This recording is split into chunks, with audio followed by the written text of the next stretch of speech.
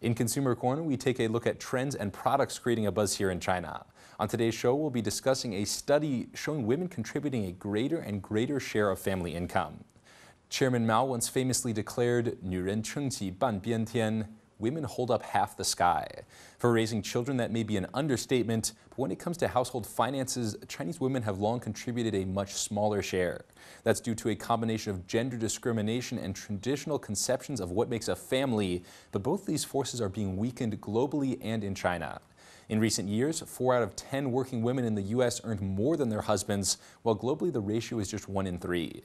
Chinese stereotypes still see men as the primary breadwinner, but a recent survey carried out in 8 major Chinese cities found Chinese women approaching their American counterparts in economic contribution to the family. China's CITIC Bank and research consultancy Horizon recently published results from a survey that showed 36.8% of urban Chinese women contribute more than half of their family income. Chinese women have by no means escaped the hard and soft gender discrimination that pulses through the veins of many Chinese companies, but the results paint a new picture of Chinese family life in the country's dog-eat-dog economic environment. Those higher incomes may have something to do with a parallel rebalancing in education. A 2010 study by the National Bureau of Statistics showed that women receiving higher education exceeded men by over 7%, laying the foundation for greater career opportunities ahead. But obstacles to progress remain at the workplace and especially at home, where women are expected to carry out the bulk of household chores. Just as powerful can be the relationship difficulties that comes when a woman challenges her husband's economic dominance, causing many men to feel that they've lost face. The balancing act gets even tougher once a woman has given birth to a child. Results from the survey show that 40.7% of childless urban women out-earn their husbands, but that number drops to 33% after a kid enters the picture. That's not necessarily a bad thing. Many Chinese women feel raising their child is the centerpiece of a meaningful life. But the survey showed these goals shifting, with 25% of married women saying career should come before family, more than the 16% that advocated a family-first mentality. By contrast, 60% of men reported putting their career goals first. While women may not be dominant earners just yet, in many households they guard the gate when it comes to spending. In the survey, nearly 40% of couples reported that the woman is the sole arbiter of finances, with smaller portions sharing the responsibility and giving men sole control.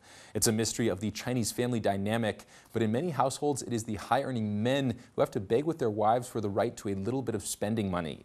The phenomenon has led to a phrase known as 妻管严, the strictly controlling wife, to describe households where the woman has seized power of matters financial and personal.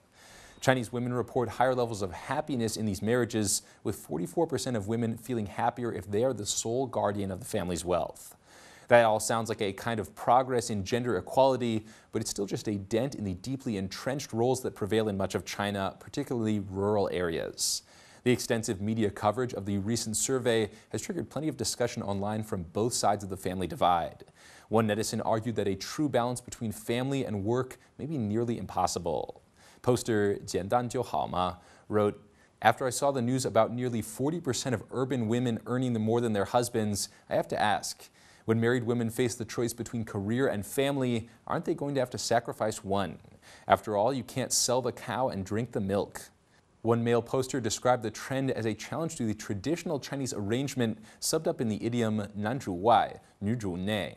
Quote, "The phenomenon is gradually turning into a challenge for traditional Chinese style of family dynamics that was defined by the phrase, 'men do the work, women do the housework.'" Another poster pointed to the stresses felt by both family members as they entered the brave new world of economic equality. Poster Yiwan Zaofen wrote, "What is going to be the people's mentality now?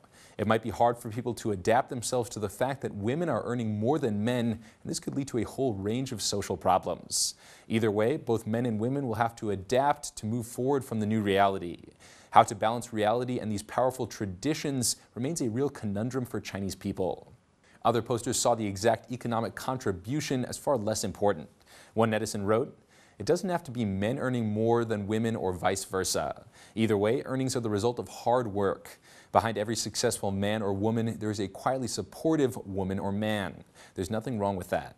Finally, one netizen hoped that the new reality heralded an end to age-old gender discrimination in China. Poster Happy Xiaoran wrote, Studies show that if a female family member can earn an average monthly income, living standards would be higher and people happier. More income means a greater say at home and in society. Traditionally, women are expected to take care of household chores and support their husbands, but I'm afraid that now most men in normal urban families actually hope their wives can bring in a decent income for the family. With both economic opportunity and economic pressure greater than ever, many Chinese families have no choice but to sacrifice tradition to deal with reality.